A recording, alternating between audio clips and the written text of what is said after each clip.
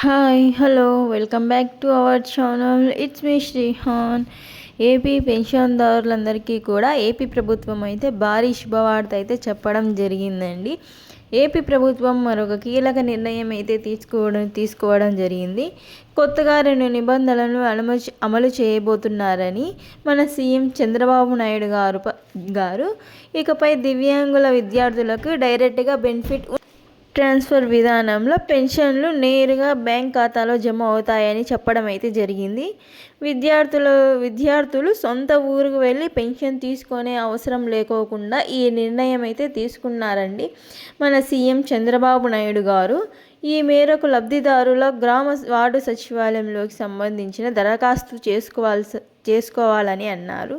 పెన్షన్ల పంపిణీలో ఎలాంటి ఇబ్బందులు లేకుండా ప్రభుత్వం అయితే ఈ చర్యలు తీసుకురావడం అయితే ముఖ్యమని ప్రభుత్వం నుంచి ప్రతి ఒక్క పెన్షన్దారులకైతే అదిరిపోయే శుభవార్త అయితే తీసుకువచ్చిందండి. ఈ అదిరిపోయే శుభవార్త ఏమిటంటే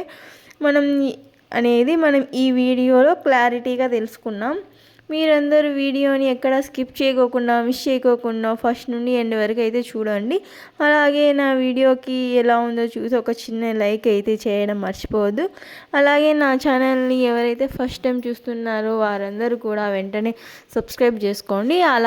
అలాగే పక్కనున్న బెల్ని క్లిక్ చేసి ఆల్ అనే ఆప్షన్లో పెట్టండి. ఇలా చేయడం వల్ల నేను ఇలాంటి వీడియోలు పెట్టినప్పుడు మీకు నోటిఫికేషన్ ద్వారా వీడియో అనేది వస్తుంది. ఇక వీడియోలోకి వెళితే ఆంధ్రప్రదేశ్ ప్రభుత్వం ఎన్టీఆర్ భరోసా పెన్షన్ పథకానికి సంబంధించి 2 కీలక నిర్ణయాలు అయితే తీసుకుందండి.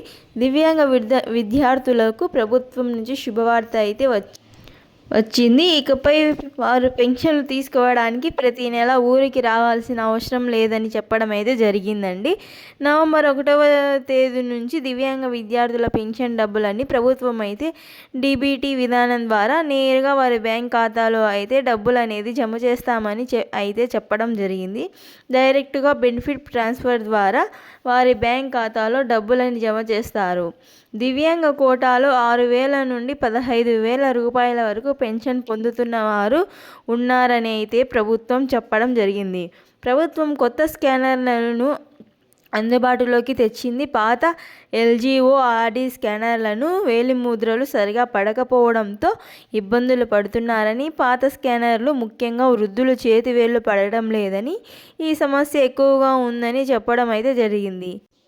ఆర్డీ స్కానర్లను పంపిణీ చేస్తున్నారు. ఇక దివ్యాంగులకు వృద్ధులకు ఇకపై పెన్షన్ల కోసం ఇబ్బంది పడాల్సిన అవసరం లేదు.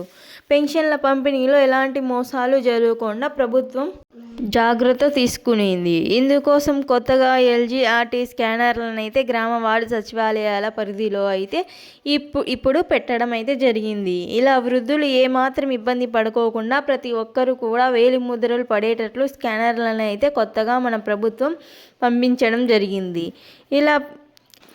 ఇలా గవర్నమెంట్ నుంచి వచ్చే కొత్త అప్డేట్స్ మీరు వీడియోల ద్వారా చూడాలంటే నా ఛానల్ని వెంటనే సబ్స్క్రైబ్ చేసుకోండి.